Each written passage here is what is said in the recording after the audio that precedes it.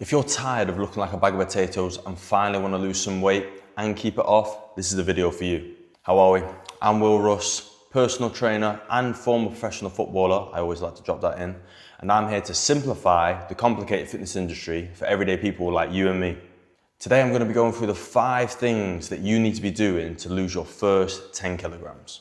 Before we begin, if you're serious about losing body fat, then you need to be joining my 7-day free fat loss crash course. It's an email every day for a week straight that will give you all the tips and tricks that you need to be happier, healthier, and leaner, just like some of my clients. Number 1, first point out of the 5 is a calorie deficit. This is paramount for losing weight. There isn't another way to lose weight. No matter what you've been told before, no matter what you've seen online, it's all fads, it's all myths, or people are just telling you false information. A calorie deficit is the only way the human body can lose body fat. Okay? There's multiple ways of getting into a calorie deficit. It could be through burning more calories. It could be through controlling your calorie intake. Even things like the weight loss medications that are available now, all they do is just subdue your hunger hormones, meaning your appetite's not as big, therefore you don't eat as much food. So now you're in a calorie deficit and now you're losing weight. That's all they do, okay? In terms of tracking a calorie deficit and knowing if you're in one or not, I'm always going to push for someone to track the calories. You can do things like intermittent fasting, 1 meal a day, these other methods, or carnivore diet. These are the things that people think is going to allow them to lose weight, keto diet. All they're doing is just trying to put you in a calorie deficit. I would suggest eat foods that everyone else eats, but just count your calories on a daily basis, and that will allow you to be in a calorie deficit, okay? So technically, if you wanted to, even though I don't advise this, if you wanted to eat McDonald's all day, every day as your only meals, as long as you were in a calorie deficit, so you were eating less calories than your body needs to maintain its current body weight, even if all the calories were from McDonald's, guess what? You would lose weight, yeah? Now, of course, I don't recommend that because you'll be missing out on nutrients. And also the food's just not gonna fill you up, man. One McDonald's order might be your daily calories, okay? And then what, you're not gonna eat for the rest of the day? Obviously not. So don't do that. I would just say you can technically eat whatever you want as long as you're tracking your calories and it's in your calorie daily limit. Of course, we're gonna wanna prioritize protein. We're gonna wanna prioritize fiber. We're gonna want to prioritize fruit and veg. And these foods that are lower in calories, meaning that we can eat more volume throughout the day, which is gonna allow us to stay fuller for longer, meaning that we've got a better chance of adhering to our calorie deficit. And last point on the calorie deficits is like, just don't fall for the fads and the quick fixes. Like, they're not real. Even probably the best quick fix out there at the minute is probably the weight loss jab. And look, if you're severely obese, I'm not even against you being on the weight loss jab. If it's gonna save your life or add years to your life, then you should be taking it. However, a lot of the people that go on them aren't then researching how they should be able to maintain that weight loss when they come off it. So either they're just gonna be on it forever and then be constantly paying out this money forever because they haven't learned any healthy habits, or they're gonna get to their goal weight and then they're just gonna balloon back up because they haven't changed any of their lifestyle habits. They're still eating crap, they're still not tracking calories, they still don't understand the calorie amounts that are in certain food items or condiments, they're still not being active. So they haven't actually changed anything. They just lost a load of weight that they're gonna put on in 3 to 6 to 12 months because they haven't actually changed anything about themselves. So that's probably the most notable quick fix that's out there at the minute. And even that's not gonna solve your problems unless you learn this stuff now and start implementing it. Point number 2, you need to be more active.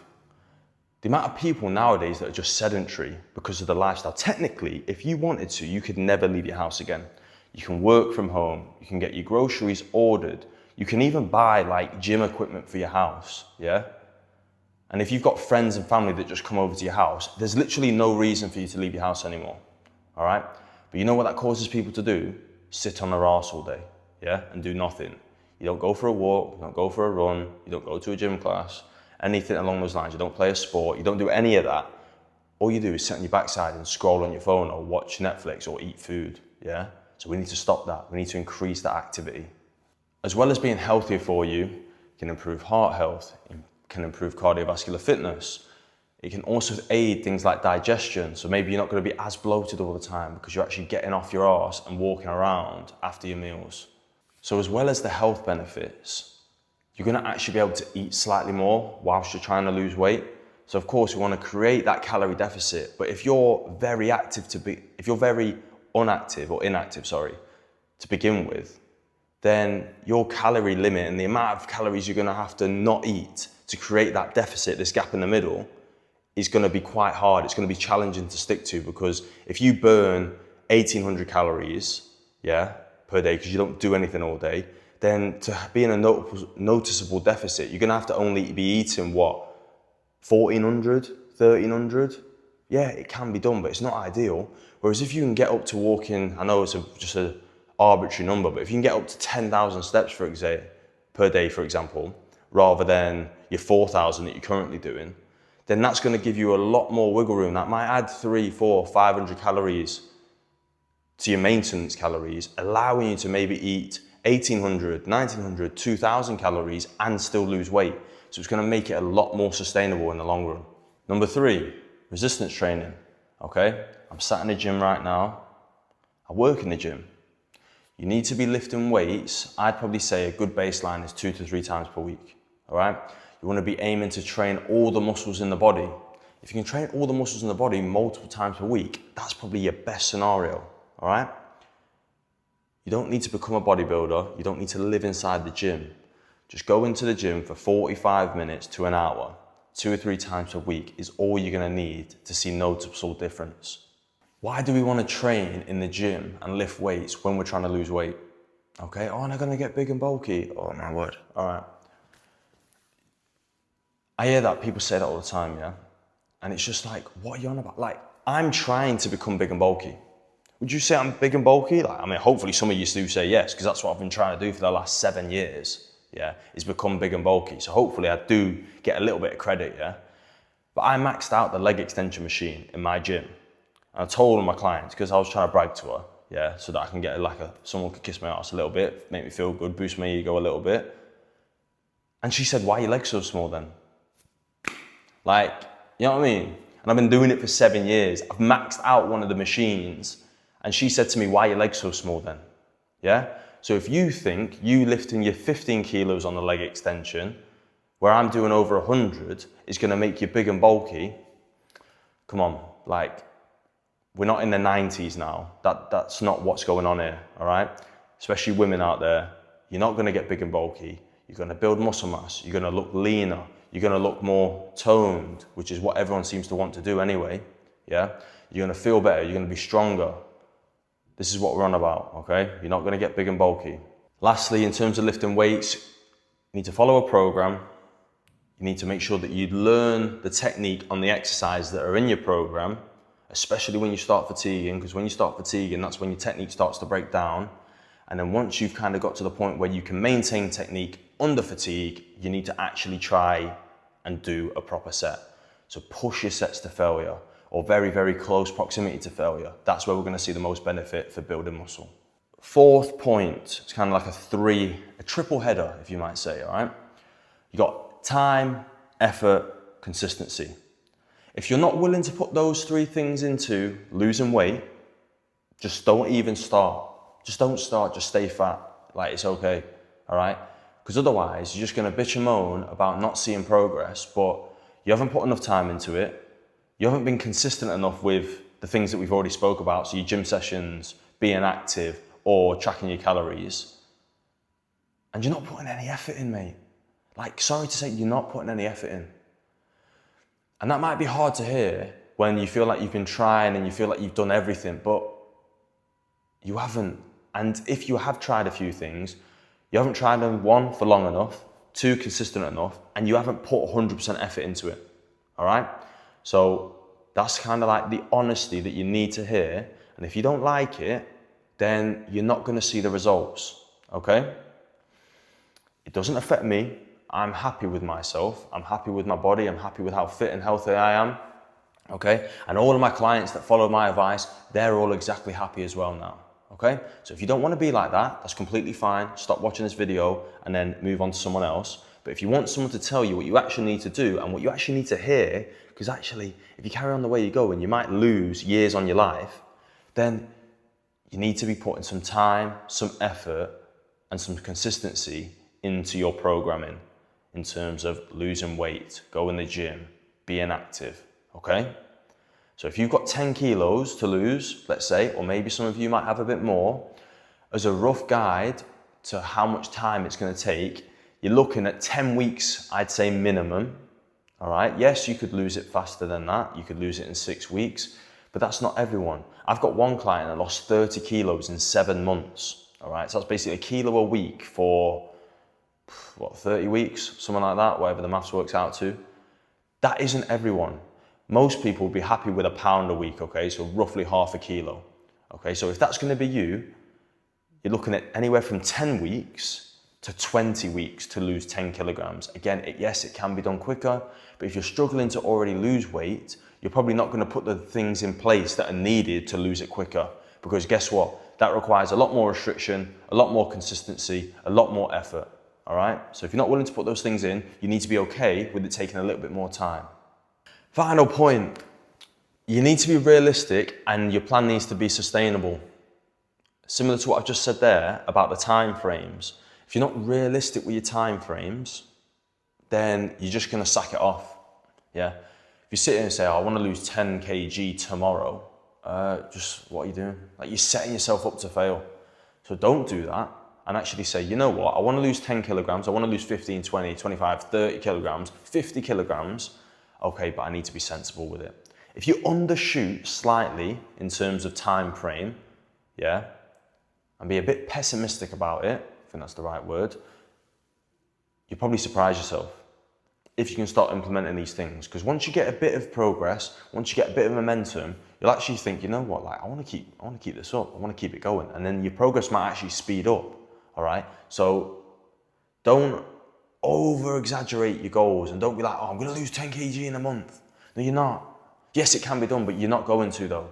And if you do, you're probably just going to gain it all back anyway because it wasn't sustainable. So you get to the 4-week mark and then you'll just be like, oh, right, I need to eat food. And then you just scran everything for a week straight and then you'll feel like shit. And then you'll go back to just doing exactly what you were doing. All right? We want a sustainable and realistic target. Okay, so if you implement some of the things that we spoke about, so calorie deficit, yeah, you need to be tracking your calories. You can go on any calorie calculator, they're all going to be fairly active, or what you can do is just weigh yourself every day for a week or 2 weeks and then track everything that you eat during that 1 or 2 week period and see how many calories you're eating on average per day. If you've lost weight, then stick with that number. If you've gained weight, then it definitely needs to come down. And if you've maintained your body weight, then you need to bring it down slightly as well, 10 to 20% calories per day. Number 2, being more active, get your steps in. A good rule of thumb is 10,000 steps. It's not a magic number, it's just an arbitrary number that sounds cool. If you're doing 8,000, 10,000, 12,000, any of those are okay, but you probably need to be more active than you currently are because most people are quite sedentary. You need to be lifting in the gym 2 or 3 times per week, trying to train all body parts or major muscle groups in the body 2 or 3 times per week. All right, that's what we're going for. Number 4, triple header, time, effort, and consistency. If you're not willing to put those 3 things into it, just sack it off then. Don't even attempt it, man. Don't waste your time, yeah? But then don't change either. Don't waste your time, don't change. Number 5, what was it? Realistic and sustainable, yeah? Be realistic with your time frame, okay? Because I'm not here saying that you can't lose 50 kilos. I believe that anyone can lose any amount of weight that they put their mind to, but only if they're realistic about it. Because if you're not realistic, your plan won't be sustainable. That's the second part of number 5. If your plan's not sustainable, you're never gonna get to your goal, okay? So, be realistic with your target. That doesn't mean how much weight to lose. You can lose as much as you want, but it means be realistic with your time frame and your expectation of what you're going to do day to day, okay? Therefore, if it is realistic, your plan's more likely to be sustainable. If your plan's sustainable, you're more likely to actually lose the 10 kg or more that you'd like to and keep it off, okay? Like I said to you in the beginning, my free 7-day fat loss crash course, why would you not sign up to it? all right? It's 7 days worth of little tips and tricks that you need to help accelerate your progress, right? So if you don't want to do all the trial and error, or you don't quite understand some of the things that I've mentioned in this video, get on that, link in the description. Follow me on Instagram, that'll also be in the description. Will Russ PT, I post every day on there. I like to rant on my stories. I might post something funny every now and again. I put little tips on there as well throughout the week from my videos, whether it be gym related, fat loss related, activity related. Follow me on there. I post once a week on YouTube. So every week on the same day, I'm going to be posting my YouTube video, all right? So it'll be similar things like this. It might be a bit more practical advice sometimes. Sometimes I might just be moaning, yeah? Because I like to moan, like my mum says, all right? If you'd like a little bit more of an in-depth approach, then you can book a one-to-one coaching call with me, because I am a personal trainer, yeah? That is what I do. I'm also an online coach. I do 30 sessions a week roughly in a pure gym that's local to me, where I work with people one-to-one, in person. I'm basically fully booked with that, so I can't do that anymore. But if you'd like to work with me online, because you're not local to where I live, then book in a call and we can have a discussion about things that you might be struggling with, how I might be able to help you, and then if I can't help you, then at least I might be able to push you in the right direction, yeah?